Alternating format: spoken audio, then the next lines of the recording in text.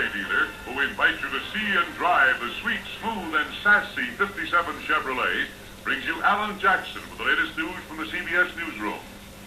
There's a new meeting in Cairo in the Middle East. An American student is on his way home from China. The stories in a moment after a word from Chevrolet. Choose a Chevrolet OK used car for your family's second car. OK.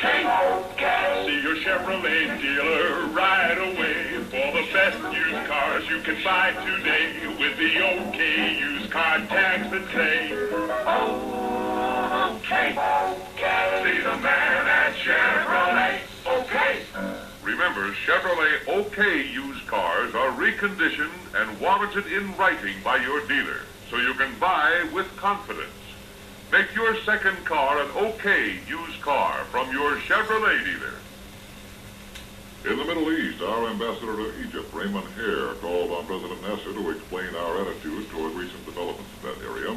Presumably, he clarified our position in relation to the Syrian crisis and was expected to explain that the Middle East trip of our roving envoy, Loy Henderson, is purely a fact-finding tour and not an action mission. Nevertheless, the Egyptian press continued its anti-American campaign, one paper saying from Beirut that Henderson had learned that Egypt would block the Suez Canal if there is any military intervention in Syria. The Russian party newspaper Pravda also attacked Henderson's mission, said the United States sent him to the Middle East in a new move to become the dominating colonial power in that part of the world.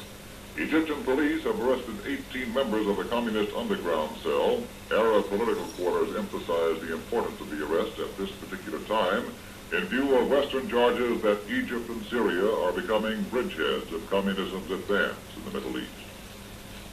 In the Far East, American student Shelby Tucker has left Beijing for Moscow on his way to London and home. Tucker was ousted by the Chinese communists for refusing to show them his passport. He is one of the 42 American youths who went to China at the invitation of the communist government against the wishes of our State Department. Mrs. Eleanor Roosevelt, on her way to Russia for a month of travel there, says she too would like to visit communist China if a visa were granted. Archbishop Makarios, the Greek church leader from Cyprus, left Athens for the United States to attend the UN debate on Cyprus and to conduct a publicity campaign in support of his political aims for Cyprus. There are reports out of Berlin that Iron Curtain government and Communist Party leaders are planning to meet in Yalta over the weekend for a top-level conference. It's said that they will discuss all problems that came up in the recent talks between party chiefs of Russia and the satellites. Moscow Radio says that Russia soon will launch two kinds of Earth satellites. One will be crammed with instruments to send back information. The other will carry no instruments, but its purpose will be to be seen. It will be observed through telescopes. Our officials at home are maintaining silence on whether the rocket fired yesterday from our testing grounds in Florida was an Air Force Thor medium-range missile. It was the second launching since Russia announced her missile test.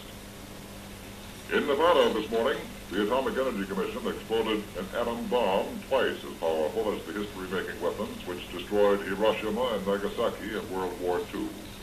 The bomb was set off from a 700-foot steel tower and had the power equivalent to 40,000 tons of TNT. And the Atomic Energy Commission has issued license number 1 for the operation of a privately owned atomic power reactor, a 5,000 kilowatt plant in Alameda County, California. All power reactors put into operation heretofore have been government projects. That's the news.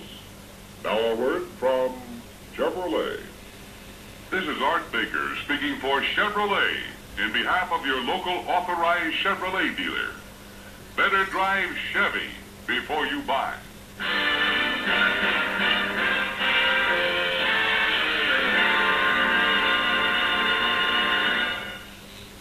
Remember, Chevrolet brings you the news each